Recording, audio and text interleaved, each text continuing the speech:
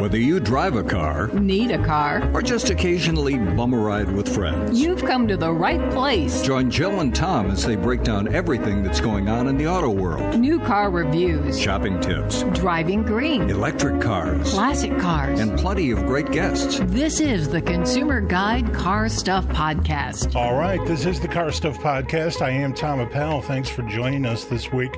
When you get a chance, I think you know the drill. Check us out at consumerguide.com. Everything is there. Our 2024 Best Buy list. You can listen to back episodes of the podcast and all my pithy car reviews. They're all there. It's cool.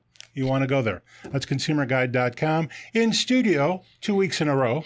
Yeah, sorry, I didn't mean to crack up there. I had a funny title for you today, but I forgot my notes. You did forget your notes. We're going to see how well I operate without notes. This could be entertaining. You did use the word pithy. Wreck. You Yes. used the word pithy. Yeah, I don't know if they're pithy. Oh, yeah. I don't know, but this could be a train wreck. That's the voice of Jill Ciminillo, North American Car of the Year juror, editor-in-chief. Is that right? No. No. Managing editor. Managing editor of Pickup Truck Plus SUV Talk. And as far as she tells us, her freelance work can be found all over the internet. That is correct. All over the internet. Yes. It doesn't show up when I play Words with Friends. Is that internet? It's an app. I don't know. Yeah. Words with Friends, do you play? I do not. It kind of sucks. Yeah. Like there it is. It's a thing like Scrabble. But it's not. And you can buy cheats and stuff, and the whole thing just blows. Yeah. I'm a Sudoku girl myself. That's challenging. Yeah. The old school Scrabble. There used to be an old school Scrabble app, and I used to play with our friend Kirk Bell. Yes. And that was a battle of the Titans. Yes. And I confess, Kirk was better than me. But we were good, and we would have epic battles, and it was just regular Scrabble. Right. And then Scrabble decided we're not making any money off this. We're not feeding people enough ads, and they destroyed Scrabble. And the different things happening, things like you can buy cheats, and Yeah. Also, they used to score Scrabble like chess. Okay. Off of a 1,200 point base. Okay.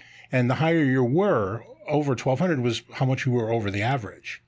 And Kirk and I were always cruising around 1,700 or 1,800. Okay. So we were kind of like, I'm going to be... you were genius level. No, but Scrabble gods. Okay, Scrabble gods. Maybe that's just sub-genius. Scrabble gods, you know. All right. Enough about me. Yeah. Although I was talking about you. You started about me, but then ended with you. I ended with you. Yeah, that happens. It does. That's how all cocktail parties end.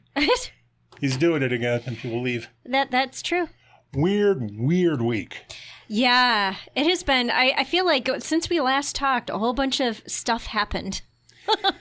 So let's talk about the obvious weird one first. CDK Global. Yeah. Headquartered right here in Hoffman Estates, Illinois. Yeah. Big company. You talked about INEOS being one of those big companies that people don't know about. Yeah. CDK Global's like that. It's not as big as INEOS. I bet everybody knows who they are now. They might. They might, and they certainly do if they're car shopping. Yeah. But they provide DMS software, dealer management services software, that run dealerships. And dealerships are hard things to run. You have a service department, a parts department, you have sales, and then you have to get loans, you have to get people financed, you have to get titled. I mean, there's a lot of stuff that they do. Right. And the service is expensive. Mm-hmm. I was reading it's about $10,000 a month to license a full CDK package for a large dealer. So not an inexpensive proposition. And if you have this stuff, you really want it to work. Well, that would be true. And then January 1st, things got more complicated because a bunch of laws protecting consumer information kicked in. Okay. Making it even harder to do anything on paper. Yeah. Access to consumer information was strictly limited to the people who needed it. So maybe the salesperson, maybe the F&I guy, maybe someone, in administration or something. But you want to tell the story or shall I? So June 19th. Hackers a day hit. that will live in infamy. Yeah. They I feel like they hit overnight and then they hit them again, like after the close of business. And I was just kind of reading, some follow-up stories because I've kind of who hit? What hit? Well, so they hacked into the database and essentially just shut down everything from CDK. And it's Did you see that there's a name? A group called Black Suit Hackers. Yeah, this sounds so James Bond. It very much does. And they apparently are demanding a lot of money. Tens of millions. Which appears like CDK is paying it. Yeah. That is not a good precedent. I wish they weren't paying it, but every dealer needs them to pay it. Yeah. because the impact of this is huge. Because we're going on, what, day 6? I think, Stacey, tomorrow. I think tomorrow will be a week. We're coming up on a full week, whatever it is. Yeah. It's bad. And this affects half of all the dealers in the country, of all the retail dealers. Reynolds and Reynolds is another company that provides these services, and they provide them for most of the other dealers. But yeah, dealers cannot basically function, and they're going back to pen and paper. So yeah. I talked to Mark Bielek, our friend at the Chicago Automobile Trade Association, who talked to me while he was driving. He was having a bad day. I bet everybody in this industry right now is having a bad day. Yeah. And most retail dealers are members of the Chicago Automobile Trade Association up here in Northern Illinois. And the CATA has been working to help dealers sell cars. And they've been working primarily with the state because the state wants their taxes right away. So there are things like that, and there are ways to channel titling outside of the DMS system that has been shut down. But there's a lot of stuff that's difficult to do. And that F&I stuff that's supposed to be secret isn't supposed to be committed to paper. Right.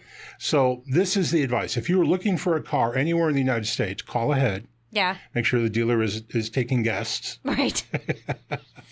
And then see what's going on, because there's a really good chance you could still go there, test drive the car, negotiate a price, and get everything lined up. I don't know if you can take the car home. Right. I don't know if they can complete the titling process. You can. It sounded like in some cases you can, but maybe you don't need to take it home right away. But you had the time to shop today. Call ahead. Yeah, and the unfortunate thing about the timing, or, I mean, if you're a hacker, the fortunate thing about the timing is right now is a really busy car shopping season. Right, because June starts the car season in a big way. Also, second half of the month is when sales pick up. Yeah. Because guys on commission start to make easier deals. Like, oh, man, I need to hit price targets. I got to hit a sale. Yeah. I think that's really solid advice. If you are looking to buy a car, call ahead. Call ahead. Just actually use your phone. What? I guess you can text. You could probably text message, maybe. Can't use CarPlay. Oh, I just wanted to say CarPlay. You can use CarPlay unless you have a General Motors EV. We're not talking about CarPlay today. You saw I lit some sort of bomb on Facebook. Yes, I did. Thank you. Thanks for tagging me in that. I just stepped away from it. Yeah, you dropped a bomb and walked away. I stopped caring. Speaking of that, I am driving the Fiat 500e. Yes. Which is a joy to drive. It is so small and cute. It is, but it fits me just fine because it's really all front seat. It's really funny because I saw you drive in and I was like, oh, that would be a very funny photo. We actually have to take the photo of you in the driver's seat. We can do that. Because you essentially take up like the whole space. When the Fiat 500e was first introduced at the Chicago Auto Show, I don't know if that was first introduced there, but when we saw it first at the Chicago Auto Show, I'm trying to remember the name of the PR guy, but he had an accent. And here I am with a suit and a little briefcase, and I'm sitting in the car, and I think I'm on a turntable, but maybe that's just my nightmare version of this.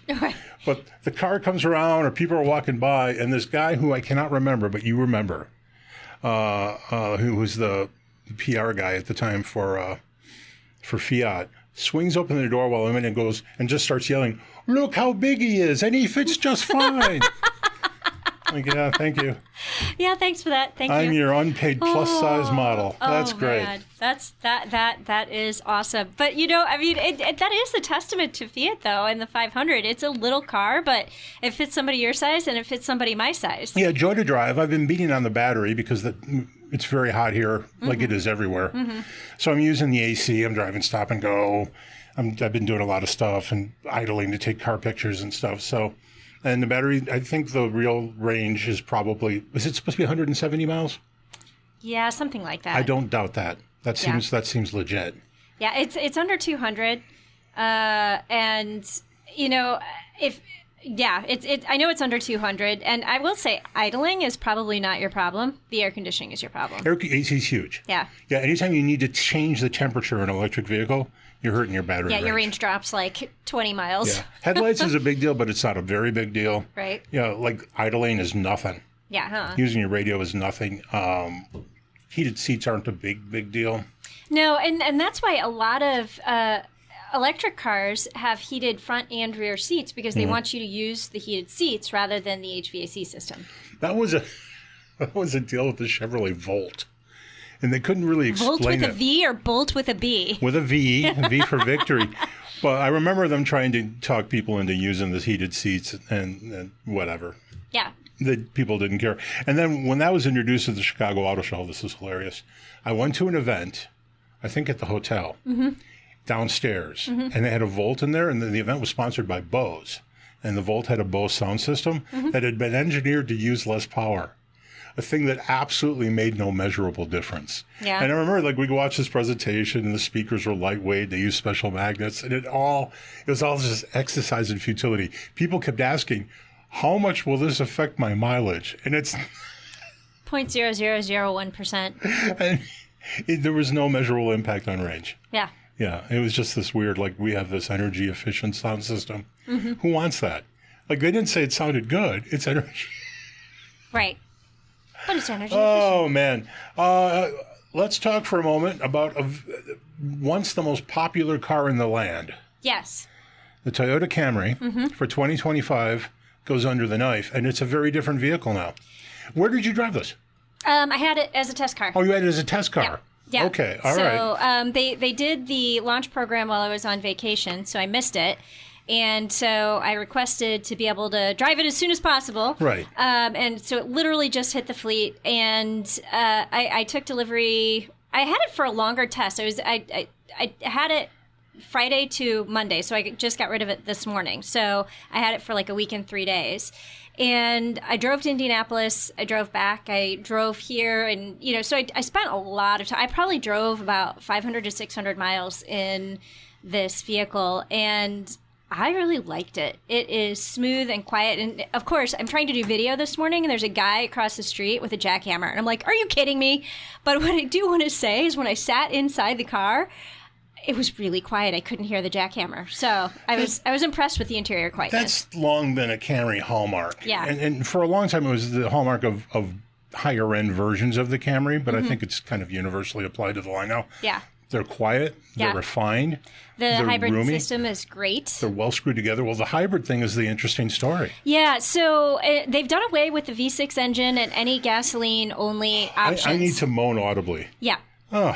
I know. That the TRD versions of the Camry were really well done with that V6 Don't engine. tell anyone. My wife just snuck in here with the notes I forgot at home. Thanks, Jill.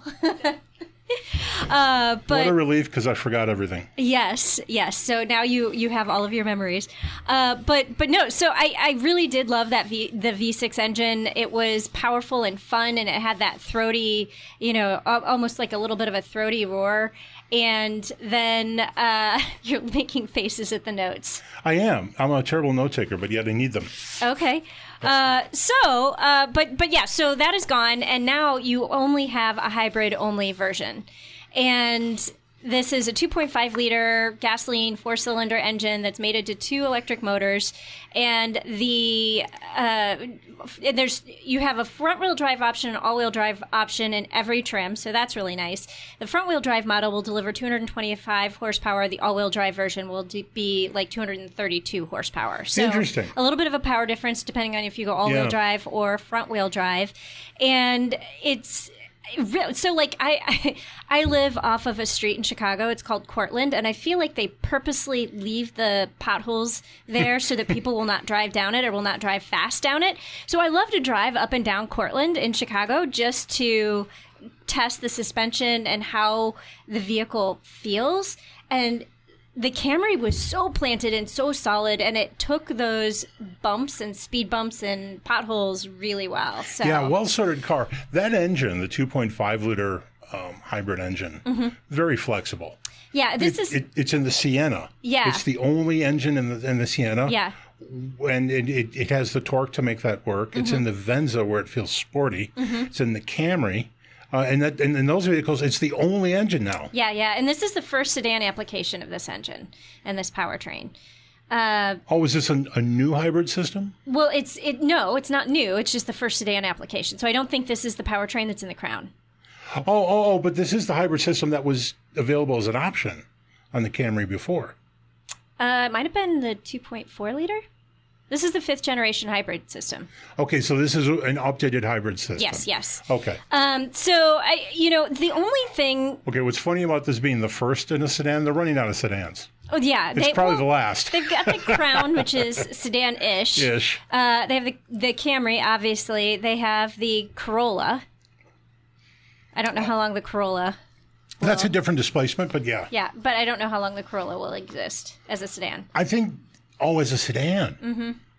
I think it may for a while.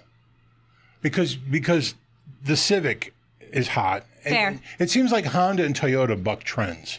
That's true. They have fans, they have inertia, and I think they're going to sell those forever. Yeah. And the Corolla is just such a good name. Corolla! I don't mean it's a good sounding name. I mean, it carries a lot of it's got gravitas. a lot of cachet, yeah. Yeah. So I want to say that the only thing... That's the only time I've ever used the word gravitas. Gravitas. The only thing that I did not like about the Camry, and perhaps this is a Jill problem... So many things are. So many things are. I only got 36 miles per gallon in about 600 miles of driving, and EPA estimates you should get 46 in city, highway, and combined. But you said you were on the highway a long time. Yeah, but 46 is what you should get. But how fast do you drive on the highway? I'd go the speed limit. It's 70. Okay, yeah, at 70 you should probably see more. So I was just very surprised. And then in the city, I wasn't, driving like a jerk. I was trying to be, and I kept it in eco mode the entire time. So I wasn't toggling to normal or even sport mode. And so I was a little bit disappointed with the fuel economy. Interesting. That is disappointing. Yeah. I would have expected over 40. Well, and so the other thing that could be playing here is I think there were only about 1,000 miles on the vehicle. So this could still be the break-in period. Maybe. Break-in periods are so much less important now than they were 30, 40 years ago. But I'll be curious if I have the opportunity to drive this again, if I do any better. Disappointed in your mileage, but I think it may be anomalous. I hope so. Yeah. I hope it's anomalous. But this was the XLE trim. The as tested price was about $42,000. Base price for I think it's the LE is the base. It's either the LE or the SE, is just under $30,000. I'm sorry, what version did you say you drove? XLE. XLE with all-wheel drive? With all-wheel drive. Okay. I mean, that hurts your mileage a little bit. But the Monroney says 46. Yeah, no, that's the EPA. Yeah. So there you go. Very cool. I'm looking forward to driving that. Mm-hmm. And the Camry, everyone keeps backing away from sedans. Mm-hmm. But I think it was last year, they still did 300,000 of them. Yeah. A stunning number. Still one of the best-selling vehicles in the United States. And for good reason. Yeah. And reputation for reliability. And as you talked about, the refinement. The roominess, the rear seat. So I had my brother-in-law in the back seat, and he's about 6'1", and he is not a lightweight. And so he's a big guy. He's a fireman, so he's a big guy. And he was able to fit back there comfortably and without problems. Yeah. So, this is a vehicle that's it's meant to carry people. If you're looking at, I have to say this, if you're looking at the Camry, check out the Accord. Yes. Because the Accord is like one of my favorite vehicles. Okay. I wanted to talk about something real quick. We're running out of time, but you've been listening to the Automotive News. Yep. Daily Drive podcast. Yes. There's a conversation recently between Jamie Butters, my friend, yes, and Larry Velaquette, one of their editors. Yes. And Larry brought up a very interesting topic that I think has not yet fully ripened. I think this topic is going to be a big deal. Yeah. And that is COVID cars. Yes. Whoa. Yeah. I didn't see this coming, and I should have because I lived through it and I'm here still. But the COVID car thing is fascinating. Basically, cars built starting about the middle of 2020 were built without stuff. Yeah, like heated seats and things that required the microchip. And they would give you like a $50 discount. And I'm like, I think my heated seats are worth more than $50. Yeah. Thanks. Yeah, I think GM was giving people like $50 to lose dynamic engine management or the cylinder deactivation system. Yeah. And it's like, okay, that system is worth 1 or 2 MPG all the time forever. That's more than $50. Yeah. It's like an incredibly cool system, and they didn't have the chips to do it. So the problem is those cars are coming up for resale now, especially the ones that released, right? The leases are coming up. People are buying these cars used, and they don't know if stuff's missing. Yeah. And I think you would want to know if your car isn't going to get the mileage you thought it was going to get, or if it doesn't have heated seats, or if there are things missing that can't be replaced. And I checked with the folks at Carfax to see if there was something that Carfax can do about this, and there may not be. But as a consumer, the thing you're going to want to do is have your dealer reproduce the original Monroney. Yeah. So that you have to do that. And then we probably need to get the word out about this. Yeah. So let's remember to talk about this again. Yeah. And, I think us talking about it right now tells me I need to write a story about this. So I'll make sure I get that published in the next couple of days, and maybe we can put it in the show notes too. That's good too, yeah, because it's a big deal. It really is. And it's funny because my boss, Tim Esterdahl, he bought a Chevy Silverado a couple of years ago, and even though it was a COVID car, but not a COVID car, it didn't have things like a wireless charger because of the chip, and so he installed his own. That kind of sucks, though. Yeah, it does. I mean, wireless chargers aren't very good, but General Motors wireless chargers are actually really good. So that was something I would miss. But he installed his own, so I don't know. But yeah, I mean, there's certainly things like wireless chargers, heated seats, the active fuel management. I was trying to think of what else was affected by the chip shortage. But yeah, you're 100% right. You've got to look into the original Monroney or sticker sheet. Speaking of wireless chargers, and I'm going way over time and I'm going way off topic. Okay. But the new Santa Fe, 2 side by side, yes. And a nice rubberized pad so they don't slide around. That's cool. And the Ram, the new 2025 Ram, I just drove the Tungsten. It's got slots for 2. Yes, I like the slots. You can see part of the screen. Yep. They hold in place, and they charge pretty quickly. Yeah. Sweet. Yeah, and I feel like I had problems with the Santa Fe overheating my phone. I didn't have problems with the Ram overheating my phone. And people keep saying, well, it's a case. You have a case on your phone. No, it was a Jill problem. It was not a Jill problem. It was your phone. No. It wasn't the cars. No, because I'm in the Camry that I was in did not overheat my phone. No, but it was a software issue with your phone. No, because I have the same phone. That's what the dealers reported. Yeah, I have the same phone. Again, Jill problem. Not a Jill problem. Because I've never had this problem. Yeah, not a Jill problem. All right. We should take a break. When we come back, we talk to one of our favorite people, Ed Piotrowski. Awesome. About a bunch of off-road stuff. Stick around. Questions or comments? Drop us a line at carstuff@consumerguide.com. That's carstuff@consumerguide.com. Welcome back to the Car Stuff Podcast. All right, we're back. This is the Car Stuff Podcast. I'm Tom. She is Jill. Jill, help me out here. Do I have to? Yeah. Dang it. You're on something called Twitter or X. I'm on Twitter, Twitix. X Twitter? Twitix, X-Twit. Twix? Yeah. Maybe we could call it Twix. Twix is good. I like that. Right side, left side? Yeah. That's actually politically appropriate. Exactly. Because Elon has gone nuts. He's gone more nuts now because his stuff just keeps showing up in my feed and there's no stopping it. Yeah, I think, which is a little irritating because I just don't care. I'm getting a lot of celebrity stuff that I don't want. It's weird. Twitter is falling apart. So I created lists many moons ago, and one of my lists is people I care about, and I don't even, it's literally titled People I Care About, and I don't think I've made it public, so it's one of my private lists, but when I go into Twitter, I don't even bother with the main feed. I just go into the people I care about. Oh. And you will be happy to know that you, on Twitter X, have made my People I Care About list. No, because I blocked you. No, you're still in my list. I know ways around it. The point of this conversation, this time-wasting conversation, is that I'm on Twitter and people should follow me there. I'm Car Guy Tom. I did a spectacular job of car spotting this weekend. Oh. Every Saturday, I take my test car out, go for a long drive, hit the highway, and I tend to drive north on Northwest Highway, Route 14, into the further suburbs of the city, a little rural area, where I can find cool cars. For some reason, cooler cars are where there are few people. That may make no sense. That makes sense. But I think as you get more rural, people get weirder. I have no comment. All right. I am Car Guy Tom on Twitter. In studio with us, first time ever in studio, longtime friend. He's a professional copywriter and freelance auto journalist, Ed Piotrowski. Ed, how are you? I'm very well. Thank you for having me, Tom. Thanks for joining us. Ed and I worked together for years and years at Consumer Guide back in the day. Consumer Guide was a different place. Somehow we could afford 17 editors. Yes. I don't even know how that math worked, but somehow it did. And worked well, it did, for sure. Yeah, we did some good stuff, and it was fun working with you. But you're here today. You and Jill both attended the Midwest Automotive Media Association Spring Rally. Yes. And you wrote a piece for me recently, thank you, about some of the off-road stuff there.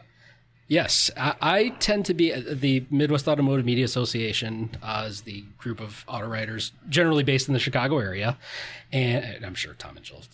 Hashtag Mama23SR. Yes, Or exactly. 24SR, sorry. 24SR. All right, say that again. People can actually do that. It's Hashtag Mama24SR. People should check that out. Yeah, so you can follow all of the content that was created. And you'll for this see all event. the pictures of the cars that were there. Yeah. And there's great stuff there. Yeah. Was it 90 cars? I think it was like 88-ish or 80. Yeah. Something like yeah. that. Yeah. Yeah. So the plethora. Plethora. Yes. A plethora of new products. Pithy and then plethora. You've Yeah. got a plosive P thing going today. I'm fully exploiting my vocabulary. Got it. That's it. That's all the big words I know. That's all the P I was word going to say, I stuff. wish I could have such perspicacity, but There you go. Ed wins. Ed wins.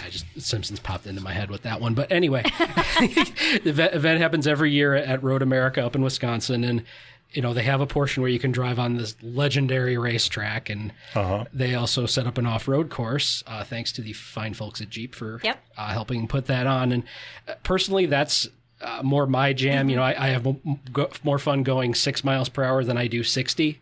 I have equal fun going like 123 down the straightaway as I do going like 3 miles per hour over the rocks. Yeah, they're different adventures. Yeah. Yeah. I love off-roading. Yeah.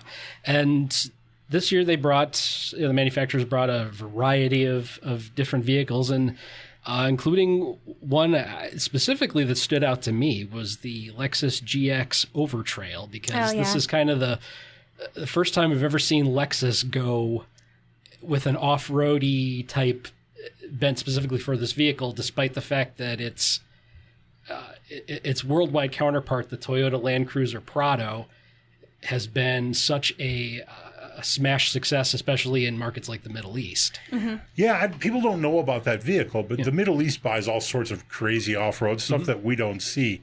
Like the Nissan Patrol, right? Isn't Which that is the versions of that? Yes, that is the North American Armada. Okay. There you go. Yeah. Well, the GX is really interesting because of the Middle East market, deserts, they have a cool box in the center, and people are like, why do you need a cool box in a desert off-roader? I'm like, have you ever off-roaded in the desert? It's hot. It's really hot. And the idea of having a nice cold beverage when you're hot in the middle of off-roading in the desert is very nice. But I digress. Yeah. Yeah. But this is the first time that Lexus has applied some sort of suffix model to its trucks. Was it Overtrail? Overtrail. Yeah. The Lexus cars, we have F and F Sport, and those are sporty. But increasingly, sporty cars are giving way to crossovers that do more off-road stuff. And the funny thing about the crossovers is that they should just sort of, by nature, be pretty good off-road, but the market seems to need them to be better off-road. Yes. So we have the Overtrail. Yeah.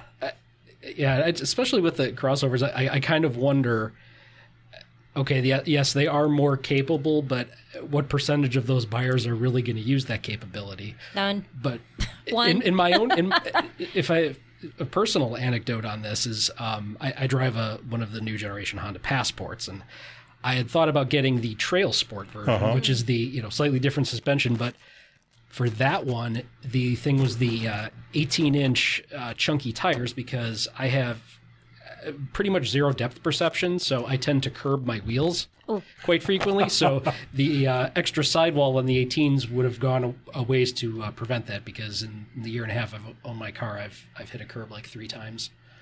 We should talk about what you're talking about there, because generally when you go to a legit off-road version of a vehicle, the tire size, the wheel size, will decrease by an inch or two. Yeah. And you're not getting a lower diameter, a smaller diameter. What you're getting is more sidewall. Yeah. So the wheel, the metal part is smaller, and then the rubber part, the sidewall, is higher. Yes. Yeah. And it's funny how much that often contributes to better ride quality, too. Yeah, and you usually get all-terrain tires instead of your all-season tires, so they're chunkier and they're more grippy and different materials and things like that. And you usually lose an MPG or two.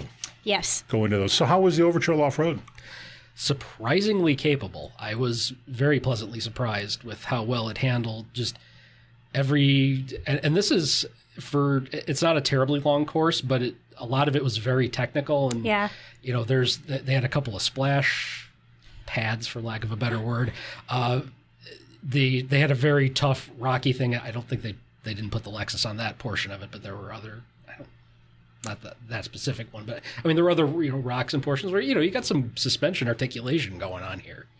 And this course, I mean, we should explain a little bit. It is built, but it is also in a natural environment too. So a portion of it is through woods, and so you've got some really tight turns and some roots to go over, and some really interesting twisty bits to kind of maneuver the vehicle around. So some of the longer vehicles had some problems, but then they do yes. like the hills and a bit of a mud pit, and they've got a rock garden that you can crawl through and moguls that you can drive over. And it had rained like for 3 days prior to this event, and so it was like a muddy mess. Yes. I just remembered. Allow me to interject and just throw the conversation off course. Of course. I have an Ed story. Okay. About the trail at Red Road America. Okay. Now, the story is great because it is not in any way Ed's fault. Okay. I was there. I was in the truck.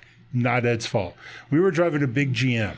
It was a Silverado crew cab with the it was a 6-foot bed, I think. So yeah, Z71, right? Yep. I think. Yep. Yeah, so it's got the off-road package. But we were going down a trail that had an extreme angle, and it had rained the night before. And it seems like it always rains the night before. Always. We hit off-road up at Road America.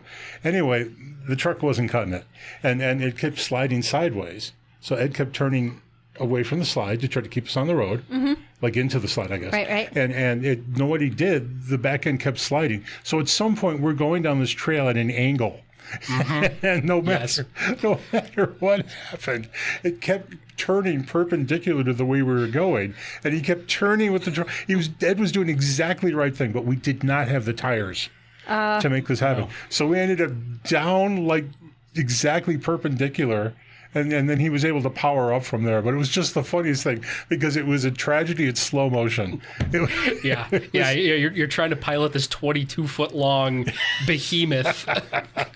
My hat was off to you at the time, and it still is for keeping cool during that because that was crazy. And I think they took that truck off the road. It was just too wide, and it wouldn't stay on the flat portion of the road, and the tires weren't up to it. But you drove 2 other vehicles on that trail. Yes, and if we want to keep it on GM, they brought the Hummer EV SUV. Oh, yeah. And a pretty orange color. Yes. So, if you got stuck, as I did a couple of times, they would have a very easy time finding you. Yeah. Yeah, this was... I think if they would have put it... They had set up a couple of different courses based on the capabilities of the vehicle. And, but the Hummer being a very off-road. Wide. And it's very wide. Yes. I came inches from scraping the paint on some trees a couple of times, and on that rock course, it did get stuck. We had to do some maneuvering, and there were some not nice sounds of rocks on the skid plates, which thank goodness that's exactly why they're there. That's what skid plates are for. Yeah. And you've got the great Ultium battery, which, very well protected as well. Yes, yeah. I mean, it wasn't so much like a power or anything issue, but I know that vehicle has the 4-wheel steering, so like the kind of the crab crawl mode. Right. And I think it was just getting confused with there was not much traction, and it was trying to do what it thought was best, and myself and the spotters from Jeep were trying to. It was. Is that going to be a problem? Do you think off-roading in the future? If there's too many drive modes, which I consider to be often placebos, as the computers kick in, are they between you and the road? And are you increasingly reliant on the computer to drive the vehicle through tough terrain? I would swear that the Hummer tried to switch modes on me too, and I'm like, no, stay in the off-road mode because I need to get higher. Yeah, well, and a lot of times you have to remember to turn off all the nannies too, because traction control can really trip you up. Yes. I've competed in the Rebel Rally twice, and whenever we get stuck, my partner and I are like, damn it, we forgot to turn off traction control and we're stuck in the sand. So, I mean, a lot of times I think the drive modes are helpful, but there is no substitute for understanding the vehicle and understanding the terrain. The thing about the drive modes are eventually your car will get to that decision. Yeah. No matter what, you have 19 drive modes, no matter what it is, it's going to get there eventually. Yeah. So they are to some extent placebos. And there's a commercial right now, I think, for Nissan showing a guy driving a Rogue, like, oh, we've got 7 drive modes. We're going to get there. And I'm like, you probably would have gotten there anyway. Yeah. Yeah. Yeah, you're going to get there anyway. Yeah. The real drive mode that matters, and it's the only one that matters, is when you decide to kick it down to low gear and you're in a vehicle that is a 2-speed transfer case. Yes. Because that's stuff. Yeah. And then if you can manually lock the front and rear hubs, better stuff going on. Yeah. So I wanted to talk a little bit about this related topic. It seems like sporty vehicles are becoming less and less important, and off-road vehicles are becoming more and more important. And that's a lot because we've left cars and gone to crossovers. Mm-hmm. But just recently, I think, Ed, you prepared for this conversation a little bit. Every crossover now, with very few exceptions, now has an off-road version. Yeah. Now, we could do this as a fun quiz real quick if you guys want to shout out answers, or we could just go down this list, but it's insane. You go down the list. All right, I'm going to go down the list. Ready? But you just shout out it. The Telluride. What is the off-road version of the Kia Telluride? Isn't it like the... Okay. I'd be cheating because I wrote them down. That's all right. Shout it out. Yeah. X Pro. Yeah. A Honda Pilot. Trail Trail Sport. Sport. Traverse.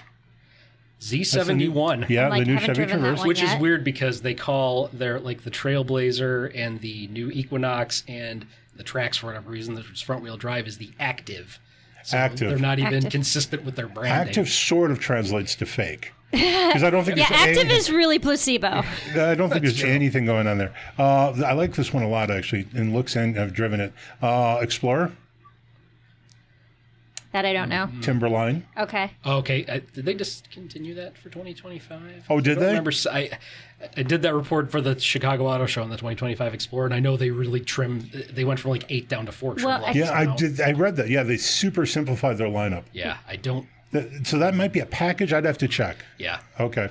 Palisade, XRT, XRT, like Right. the famous Chicago radio station. Pathfinder, Rock Creek. Rock Creek, Acadia, Jill. Oh, that's the AT4 Yeah. Grand Cherokee.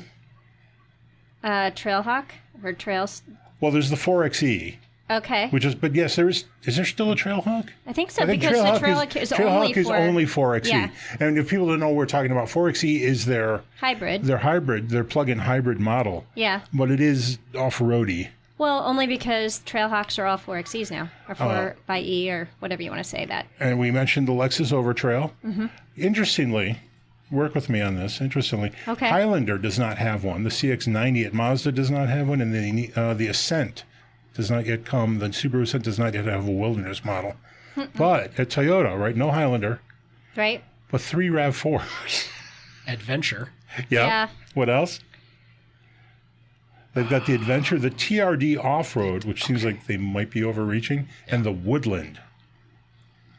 This is me and my eye roll. Yeah. Yeah. And then my favorite one, which isn't really a crossover, is the Mercedes-Benz E-Class All-Terrain, which is an E450 wagon. Yes. I wrote that one Yeah. down.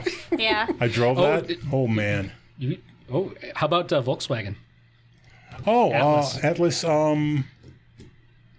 I forgot. Is it trail-based? Base trail? Peak.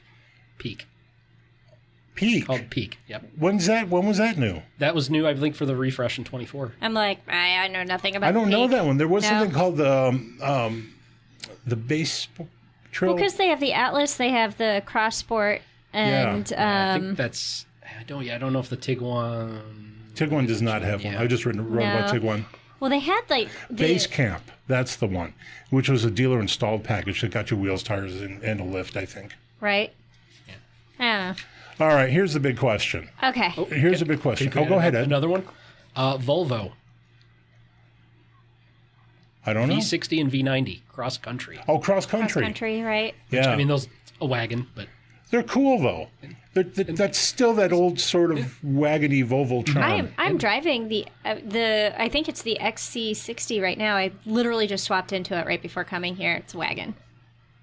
I think it's a wagon. Oh, okay. Well, I've driven that. That's Yeah. great. Yeah, And then but there's not- the Audi A4 and A6 all road too. Yeah. Forgot about those. Yeah. All Just roads. completely As forgot did about I. those. I didn't even know they did an A6 version. I know they had the A4 for it. Yeah, those are cool. They look great. Yeah. Like they managed the lift and just the general look just right. And if you're anti-crossover, going with the little off-roady wagon, you're making a statement. I'm actually surprised BMW didn't do like a 3 Series X-Drive. BMW has not done this. No off-roady stuff at all. Well, that's because they're much more of a sporty bent. Right. And to that end, Buick hasn't done it either. But they're in the same showroom as GMC, so they don't really need to. Yeah, and AT4 is kind of like almost like its own Denali type sub-brand thing. They want it to be. I don't know if it's caught on to the same extent. I wouldn't because Denali was a huge hit. Yeah, I wouldn't be surprised if they did like an AT4 Denali, like an ultra luxury. Well, they have the AT4X on the Yukon, which is the luxury off-road extreme, because they did the Denali Ultimate, and then they have the AT4X, which is like the ultimate AT4 luxury, whatever. So a thing I should have done as a good host, and I didn't, was try to get some sense of what market share these crazy trim levels command. But they tend to be mid-level or premium versions of the vehicles.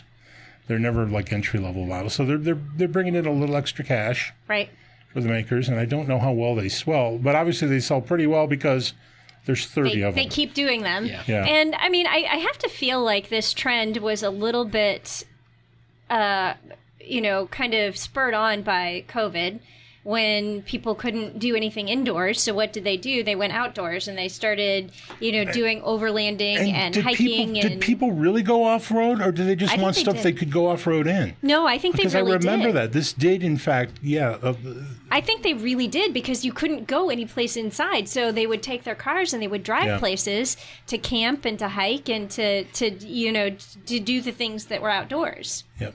And you also drove the Ineos. We've got a couple minutes here. Tell us real quick about that. It's with the Ineos. I think its very existence is a positive thing, because it's an upstart vehicle that's not an EV. Yes, it's a startup that's not an EV. It's refreshing. Yes. Yeah, but as like a daily driver, it's like daily driving a previous gen Mercedes previous generation, the one that lasted for 40 years, right? Like a G-Wagon. The on road it's not amazing, but off road it's a billy goat. So it is what it's supposed to be. Yes, and I can't see. Yeah, I mean, I don't know who. It's very expensive if you're doing it as a third fun vehicle.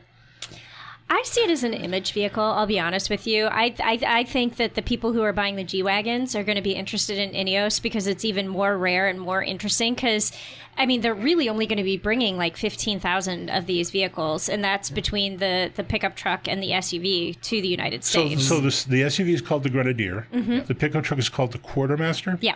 And we keep talking about the G-Wagon or the Gelandewagen. For people who don't know, that is an extremely boxy, upright, not in any way aerodynamic Mercedes truck that's been on sale for a long time. Yeah.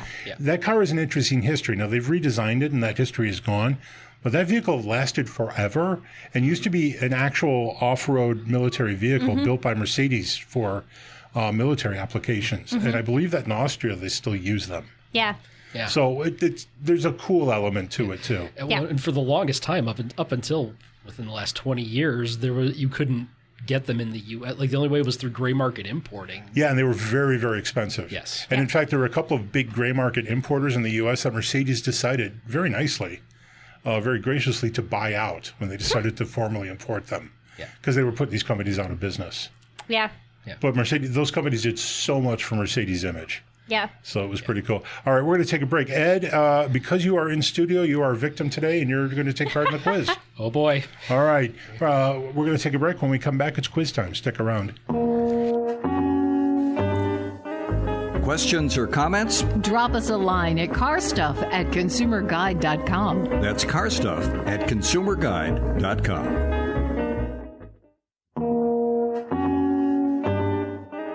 Welcome back to the Car Stuff Podcast. All right, we're back. This is the Consumer Guide Car Stuff Podcast. I am Tom. She is Jill. He is Ed in studio. Ed, thank you for joining us this week. Jill, you're eating a donut. I'm eating a donut. Can you do this? I can't. I can't talk and eat a donut. I can talk and eat. Can you? Darn, I'm multifaceted. I was hoping we could skip this part. You're in social media. I am on social media. Yeah, talk about that very, very briefly. Very, very briefly. Jill Ciminillo. You can find me on Twitter, Instagram, TikTok, Facebook, LinkedIn, YouTube, all the things. Threads, Post. Reddit. You can find me there. And people should follow you because you will like anything they post. Just like. I don't like most things that you people have an post. assistant that does that for you. No, I don't. But I read all of the comments, and I do try to interact with people. And if people ask me questions, I try to find answers. There are about a dozen guys that do the car spotter thing with me, and they come up with great stuff. That's cool. So, yeah, it is. And it's a lot of these people like really heavy adult General Motors iron from like the 70s. Where was your head going there for a moment? Yeah, hey, I do like that. Well, if you want a car spot, I have family in Central Illinois, and boy, that is a veritable gold mine. Like, Lincoln LS is parked on farms for days. For people who don't remember the Lincoln LS, it's the car that should have been. Yes. It was sized between like a BMW 3 Series and a 5 Series. There was a V8 available. It was rear drive. Manual transmission. I drove a manual 6-cylinder. Maybe you did. We had it at the office. I didn't drive it. I think that was a little bit before my time. That was my very first test car, was a Lincoln LS. Was it really? Yeah. And the problem with that is dynamically it was better than it should have been, but the interior sucked. My God, that was a Ford cheap interior. Because that was wasn't that Jaguar running gear? Yeah, it was a Jaguar S-Type. Yep. And it shared an engine, though not directly. The Jaguar somehow got a slightly better version. They had a 4-liter engine. Yeah. The Ford got a 3.9. And then the third car on that platform, the Thunderbird. Yes. V8 only. It was a really nice car. People gave that car too much crap. It was a nice car. I love that car. All right, guess what time it is? Quiz time. It is quiz time. Ed's our guest. He goes first. Today's topic is more fake trim levels. Oh. I'm going to give you a trim level. You just have to tell me if it's real. Okay. Super easy. Super easy. Ed, the 2024 Volkswagen ID4. The trim level is Pro Standard.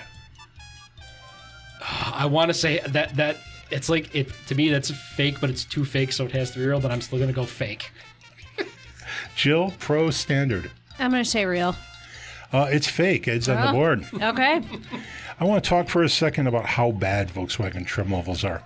These are the trim levels for the ID4. The car's already called ID4, and they force you to put it's ID.4. It's already something a consumer would never want to write that way. And then the trim levels are Standard, Pro, All-Wheel Drive Pro, S, Pro S, All-Wheel Drive Pro S, and then Caliente Turbo. Oh, wait, I made that up. Well, that would have been interesting. Kia's kind of going down that road. It's like the Telluride SXX Pro Prestige or something. Yes. Yes, that's bonkers. I think I've actually talked about that on the show. That is a bonkers trim level. All right, Jill, you go first this one. 2024 Jaguar E-Pace R Dynamic SE. I know that was a trim, but the question is, do they still have it as a trim? And someone can someday explain to me what R Dynamic is. I knew what that was at one point. It meant something? It did, but I haven't. They're a little loosey-goosey with the application. I haven't driven a Jaguar in like 5 years, so... yeah, me either. My brain's a little bit fuzzy. I'm going to say real. I got to go with real. They are real. It's getting interesting. Ed has 2. Jill has 1. This is anyone's game. This one goes to Ed. Are you ready? 2025 Ram 1500. Warlock. Fake. I know that Warlock has been a trim. The question is it 2025? I feel like maybe it was a Ram Classic trim, so I'm going to say fake. It's real. Oh. No points for either of you. It's like a new price value version of the Rebel. But I thought that was on the Classic, not the 1500. No, this is on the 2025. 1500. Yeah, I remember the Classic, and I like that name a lot. Yeah. Like that name. Okay, no points there. Jill, this one goes to you. You love these alphanumeric names. So much. 2025 BMW 7 Series. 750E xDrive. I think 750E is correct. and xDrive is all-wheel drive. So I'm going to say yes. I'll say that's real. It is. That's the plug-in hybrid. Yes. All of them, 740i, 740i xDrive, 750e xDrive, and 760i xDrive. All right, it's 2-3. This is anyone's game. BMW's branding of rear-wheel drive is S-Drive. They branded rear-wheel drive. That was when really late to the game, after the Japanese had been doing it for half a decade, Chrysler branded front-wheel drive, and they branded my favorite. They branded McPherson strut suspension. I don't know if you remember this, but when the K cars came out, and you owned a K car, it had the ISO strut suspension, which meant it had McPherson struts. Yeah, I mean, 6-year-old me wouldn't have known that, but yeah, yep. All right, we didn't talk about the rules. There are 5 questions. But there plus are no the bonus rules. questions. Well, not really, because we have a guest. Yes. Yeah. All right. Last one. Ed, you go first on this one. The Mitsubishi Outlander. Is there a limited? Oh, I don't believe there is this time. Joe, is there a limited? I can tell you what there is when she finished guessing. It's made a comeback. Oh, I've got a list, and it's spectacular. Made a comeback. You're like, and it's spectacular. Yeah, I'm trying to remember if Mitsubishi is one of the ones that goes down like the touring route or whatever. No, but they do one thing, and this is the maker I was thinking of, and it is utterly perplexing. Well, yes. I'm going to say no. You're both correct. Jill, you're going to need the bonus question to pull this one out. All right. Ed has no, Ed's won. Because the bonus question is only to break ties. Yes, only to break ties. But let's talk about this lineup. Mm-hmm. ES. Yep. ES is the base trim level. The next one up is SE. Yeah. Really? ES, SE. Mm-hmm. And then there's SE Black Edition, SEL, SE Rallyart, SEL Touring, SEL Black Edition, SEL Premium, and SEL Platinum Plus. So why do you need a Platinum Plus if Platinum's the only Platinum? Well, and I think they made Rallyart a standalone trim too now. Just I've got SE Rallyart. Yeah, because I was on their website recently, and there is just a Rallyart. It's only available in white with the little Rallyart graphics on the bottom and a black roof, I think. Yeah, I'm just a little. There are 10 trim levels. Ford just knocked down from 8 to 4 the number of trim levels on the Explorer, a vehicle that sells in the hundreds of thousands. Yeah. Mitsubishi may be lucky to sell 50,000 of these this year. 10 trim levels. It's bonus question time. Jill, you go first on this one. Okay. Do you know who Paul McCartney is? Yes, I do know. You do? Good. I do know who Paul McCartney is. Do you know who he was friends with? John Lennon? Uhura. Okay. I was like John Lennon. All right. Sir Paul McCartney turned 82 a few days ago. Okay. 26 studio albums. Okay. 9 live albums, 4 compilations. I think that includes Wings, but obviously no Beatles stuff. I need you to tell me which of the following is not a Paul McCartney album. Oh, great. Are you ready? That I'm probably not going to know. Oh, it's easy. Uh-huh. Are you ready? No. All right. Tripping the Live Fantastic, Band on the Run, Flowers in the Dirt, Junior's Farm. One of those is not a Paul McCartney album. I have Band on the Run in my head, so I have a feeling that's real. Uh-huh. Mm-hmm. Yeah. Great song. Okay, what was the first one? Tripping the Live Fantastic. That doesn't even make sense. There you go. What was the third one? Flowers in the Dirt. Okay. Very uncreative. What was the last one again? Junior's Farm. Also a known sequitur. I'm gonna go with Junior's Farm. Is the Fake. The fake album. All right. I would go with Flowers in the Dirt as one. Jill, you won the bonus question. Junior's Farm was a single.